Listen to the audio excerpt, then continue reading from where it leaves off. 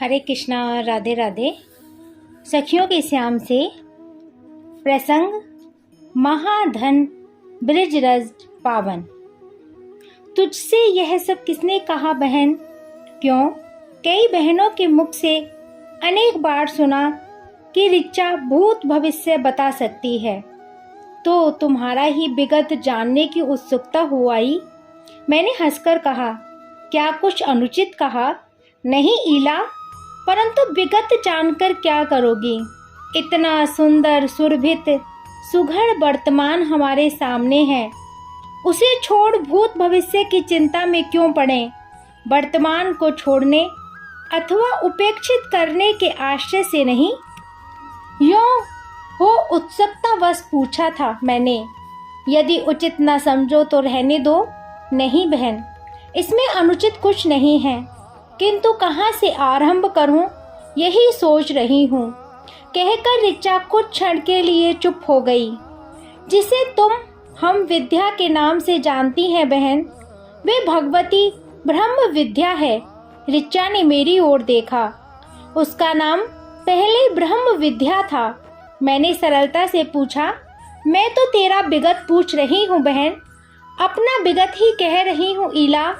ये विद्या ही वेदोक्त ब्रह्म विद्या है, जिन्हें प्राप्त करने को पता नहीं कितने लोग कितने जन्म जप तप सत्संग में व्यतीत कर देते हैं, किंतु उनमें से किसी बिरले को ही ब्रह्म विद्या का ज्ञान होता है। वही भगवती ब्रह्म विद्या ब्रिज में गोप कुमारी विद्या बनकर आई है। क्यों, कैसे? मैंने आश्चर्यपूर्वक कहा।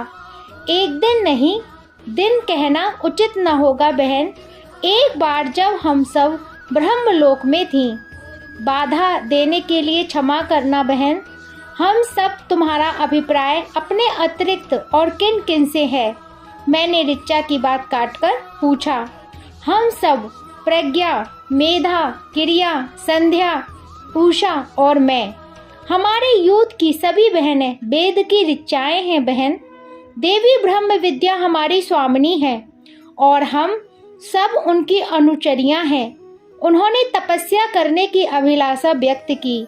यह अनहोनी सी बात थी कि उन्हें कोई कामना हो, अभिलाषा हो। उससे भी बढ़कर यह है कि उस अभिलाषा की पूर्ति के लिए उन्हें किसी प्रकार का कोई कष्ट उठाने की आवश्यकता हो।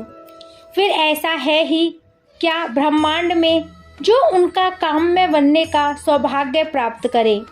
किंतु हम में से किसी ने कोई प्रश्न नहीं किया, चुपचाप उनके अनुगमन में चल पड़ी। जब तपस्वियों का तप पराकाष्ठा पर पहुंच परिपक्व होता है, वहीं से उस स्तर से देवी की तपस्या आरंभ हुई। कितने वर्ष, यह ना पूछना बहन, वह गिनती संभव नहीं है। अवश्य ही मुझे कल की सी बात लगती थी, जिसकी आयु का परिमाण अंतहीन सा हो। उसे तो जैसे समय शीघ्रगामी लगता है। घटनाएं पल घटिकाओं पहले को लगती हैं, जैसे पर्वत पर खड़े व्यक्ति को पेड़ पौधे और प्राणी उनके और अपने स्वयं के परिमाण से भी छोटे लगते हैं। वैसे ही समय तीव्र गति से भागता सा लगता। बहनों, तुम सब क्यों श्रीमत होती हो? तुम सब ब्रह्मलोक चली जाओ। मैं अनंत काल तक यहाँ इस प्रकार कालक्षेप करती रहूंगी, आजीवन। हाँ, कभी भी कहीं भी जीवन की इति हो, मैं उस समय तक लक्ष्य प्राप्ति का यत्न करती रहूंगी। सहस्रों वर्ष पश्चात उस दिन देवी के मुख से यह बात सुनकर लगा, हृदय में तप्त सला का प्रवेश कर गई हो। तुम ही कहो बहन, हम उनसे अभिन्न, उनकी अंश स्वरूपा, ये उन्हें छोड़ कहाँ जाएं? हमारी गति ही कहाँ है उनके अतिरिक्त? हमारे मौन अश्रुपात ने सारी कथा कह दी। रहो जैसी तुम्हारी इच्छा हो बहनों, कहकर वे मौन हो गईं। पुण्य सहस्रों वर्ष बीत गए। साक्षात ब्रह्म विद्या को वर देने का साहस करे ऐसा देवता ही कौन है? उनका तप अविराम चलता रहा है और हम अनुचरियां मौन सेवा में लगी रहीं। सेवा भी क्या बहन, वे नेत्र मूंदे ध्यान में आसनबद्ध अवस्था में बैठी रहती। भोजन पानी की आवश्यकता किसी को न थी। स्वामिनी की प्रसन्नता, उनके संकल्प से ही हमारा पोषण होता।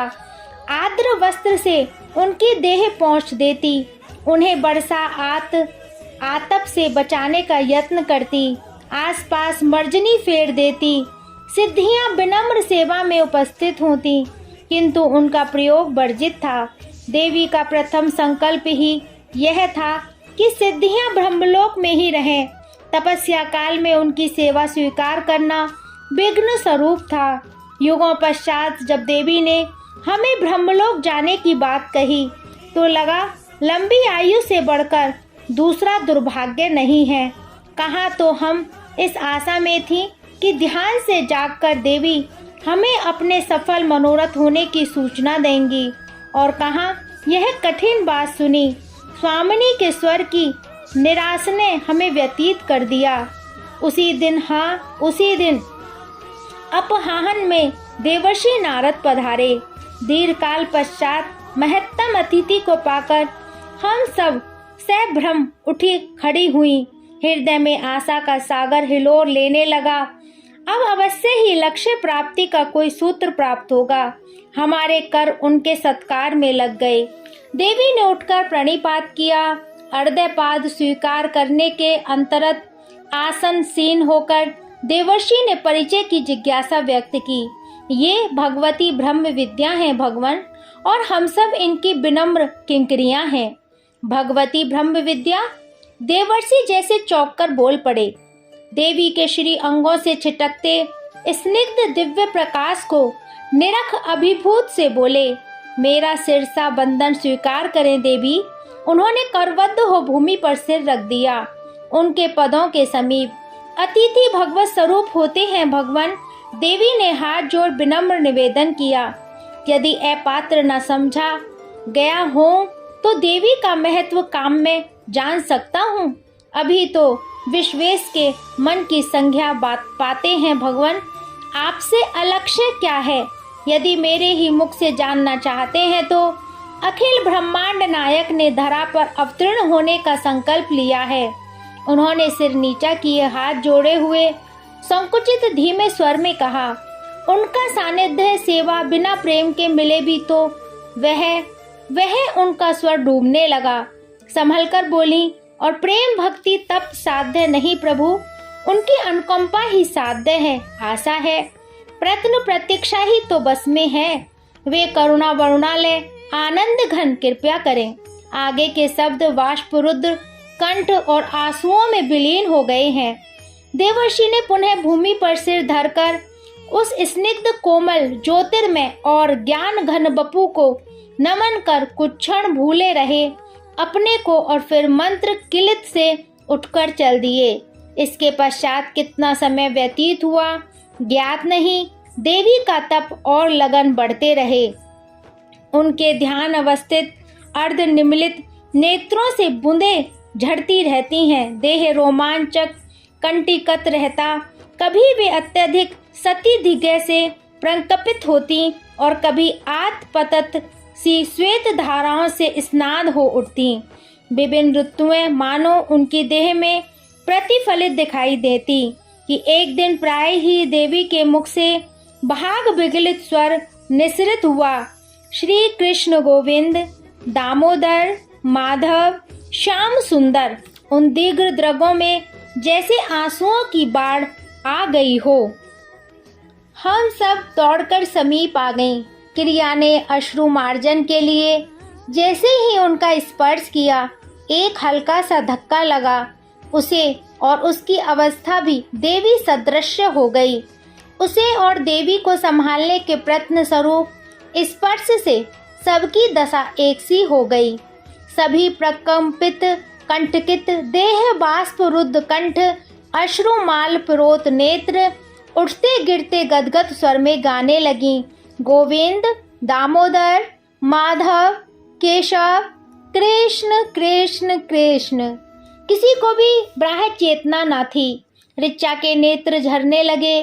देह प्रबल ब्रह्मंजन से कंपित वृक्ष सी डोलने लगी और उत्थित रोमकूपों से श्वेत धारा बहकर वस्त्र आर्द्र करने लगी। जिह्वा लटपटे स्वर में गोविंद दामोदर माधव की आवृत्ति करने लगी।